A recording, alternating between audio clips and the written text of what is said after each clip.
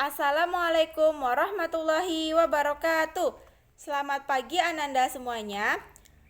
Bagaimana kabarnya hari ini? Ibu harapkan kita semua dalam keadaan sehat dan selalu dalam lindungan Allah Subhanahu wa taala. Nah, sebelum kita memulai pembelajaran fikih pada pertemuan kita kali ini, marilah kita bersama-sama membaca basmalah terlebih dahulu. Bismillahirrahmanirrahim. Selanjutnya, untuk pengambilan absen, Ibu sudah men-share berupa link untuk pengambilan absen. Silahkan antum semuanya isi. Absen tersebut bisa diisi saat jam pelajaran kita saja. Terlebih lewat dari itu maka akan dianggap alfa. Meskipun antum hadir ya. Karena limit waktu pengambilan absennya sudah Ibu atur. Jadi segeralah isi absen. Selanjutnya kita semua sudah sama-sama tahu bahwa pembelajaran kita saat ini belum dilaksanakan secara normal. Ada yang sebagian ada yang daring dan ada juga yang tatap muka. Tatap muka pun belum bisa sepenuhnya, harus berganti-gantian. Meskipun demikian, semangat kita dalam menuntut ilmu tidak boleh berkurang karena menuntut ilmu itu merupakan suatu kewajiban bagi setiap muslim. Nah, terkait dengan materi kita pada pertemuan kali ini yaitu tentang utang piutang, maka Ibu harapkan antum semuanya apabila memiliki utang kepada teman misalnya atau dengan kerabat yang lain atau dengan siapapun itu segeralah dilunasi. Karena utang itu memang wajib untuk dilunasi. Nah, sebelum Ibu memulai pembelajaran pada pertemuan kali ini, Ibu akan mengulas kembali materi kita minggu lalu yaitu tentang wakalah. Apa itu wakalah? Wakalah itu merupakan mewakilkan suatu pekerjaan atau menyerahkan suatu pekerjaan kepada orang lain yang kita percaya dengan selama batas waktu yang telah ditentukan. Lewat dari batas yang ditentukan itu tidak boleh. Itu harus ada kesepakatan antara kedua belah pihak terkait dengan waktu tersebut. Nah, itu pembelajaran kita minggu lalu. Selanjutnya, pembelajaran kita pada pagi hari ini yaitu tentang daman.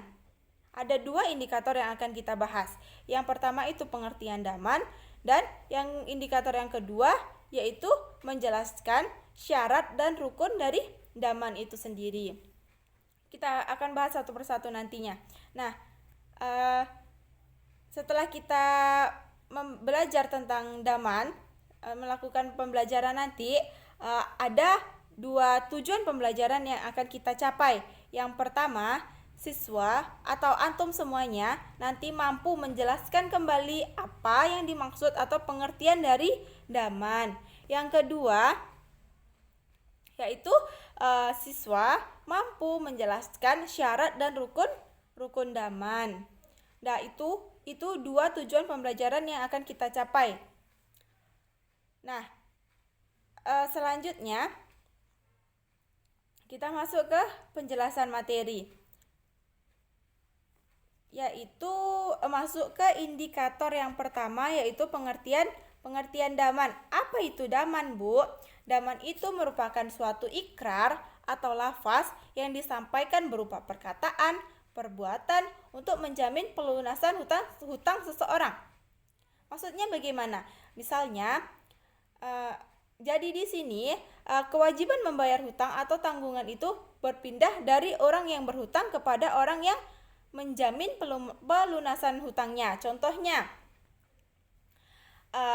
si A berhutang kepada si B dan si A memiliki teman kerabat yaitu si C. Nantinya si A akan mempercayakan untuk melunasi hutang kepada si B kepada si C.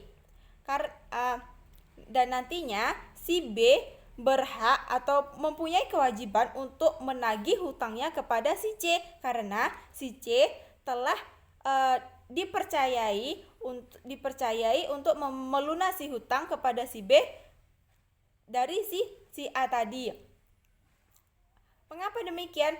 Karena mungkin saja antara si A dan si B mempunyai suatu sebab akibat gitu, kenapa bisa si C tadi bisa melunasi hutang si A kepada si B. Seperti itu ya. Tapi melalui suatu ikrar.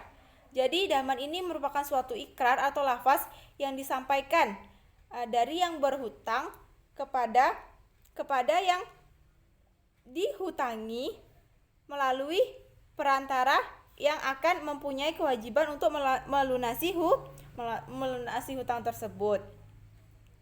Nah, itulah pengertian daman. Selanjutnya kita masuk ke indikator yang kedua, yaitu syarat dan rukun daman. Syarat dan rukun daman. Yang pertama sekali yang akan kita bahas yaitu tentang syarat. Syarat dari daman ini banyak sekali ya. Yang pertama kita bahas tentang syarat penjaminnya. Yang pertama apa? Dia dewasa atau sudah balik. Atau tanda-tandanya dia sudah berakal, sudah balik. Kalau perempuan dia sudah mengalami masa mens misalnya kan. Selanjutnya laki-laki sudah mengalami tersebut. Selanjutnya berakal atau tidak, gila atau waras ya. Jadi orang yang melakukan daman ini harus orang yang berakal. Kalau orang yang gila atau tidak waras itu tidak boleh melakukan daman, karena orang yang gila atau waras itu tidak mengerti akan hukum. Selanjutnya atas kemauan sendiri. Jadi orang yang melakukan syarat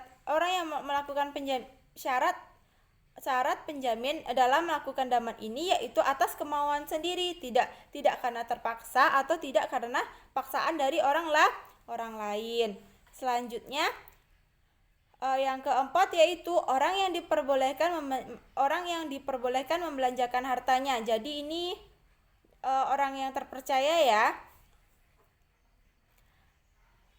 Selanjutnya, mengetahui jumlah atau kadar hutang yang dijamin. Ya, tentu saja kalau kita akan membayar hutang, kita harus tahu terlebih dahulu berapa jumlah atau kadar hutang yang akan dijamin.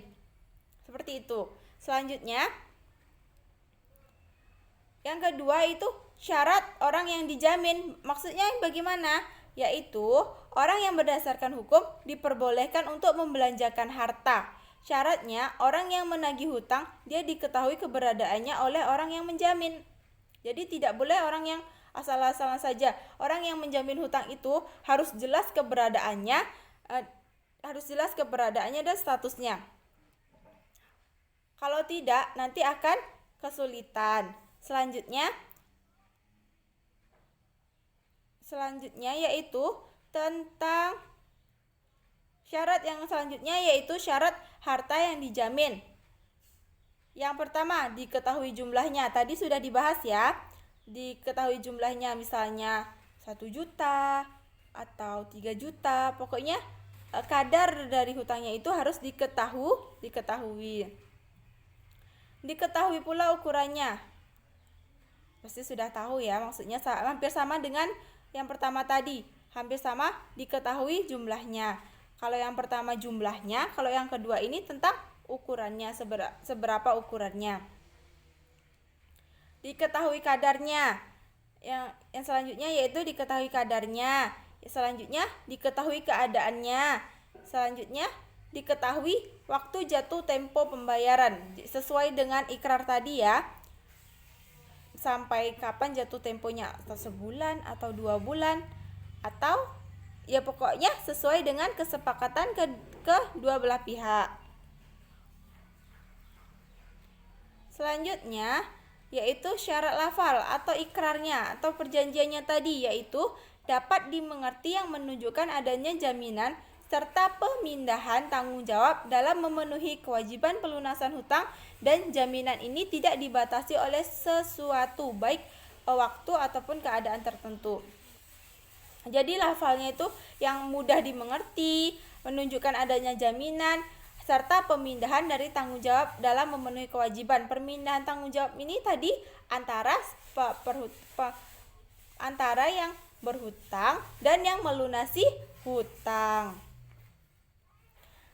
Nah, itulah syarat-syarat dari daman. Selanjutnya kita bahas tentang rukun dari daman, yaitu yang pertama penjamin atau yang disebut dengan damin.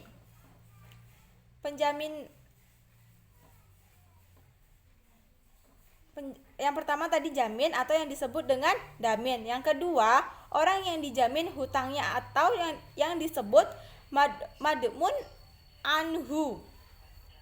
Itu yang kedua. Rukun yang ketiga yaitu penagih yang dapat menjamin, disebut dengan madmun lahu. Yang keempat baru lafal atau ikrarnya tadi. Nah, itulah pembelajaran kita pada pertemuan kali ini. Ibu harapkan antum semuanya paham. Nanti apabila ada yang ingin ditanyakan, silahkan antum semuanya bertanya di grup WhatsApp kita.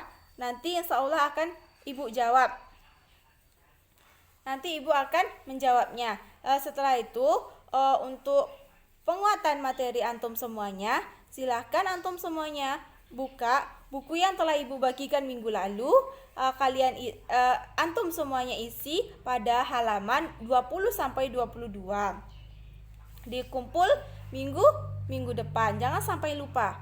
Nanti jika ada yang tidak mengerjakan PR atau tugas, maka akan kena sanksi.